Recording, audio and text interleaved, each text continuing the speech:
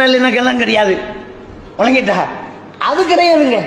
அவங்க பொங்கலாம், அவங்களுக்கு தீபாவளியாம், அவங்க முறுக்கு அனுப்புவாங்களாம், நாம சாப்பிடணும் வேணாம். நாங்க முஸ்லீம் சாப்பிட மாட்டோம்.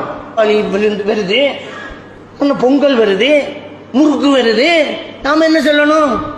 சாப்பிட மாட்டோம். உங்க கடவுளுக்கு நீங்க படைச்சத நாங்க திங்க மாட்டோம். நாங்க பிஸ்மி சொல்லாம சும்மா வெட்டினாலே ஹராமன்னு சொல்றாங்க. செத்து போனதை திங்க மாட்டோம். பிஸ்மி சொல்லி அர்த்தத்தை நாங்க திம்போம். ஒரு முஸ்லீம் அர்த்தத்தை நாங்க திம்போம்.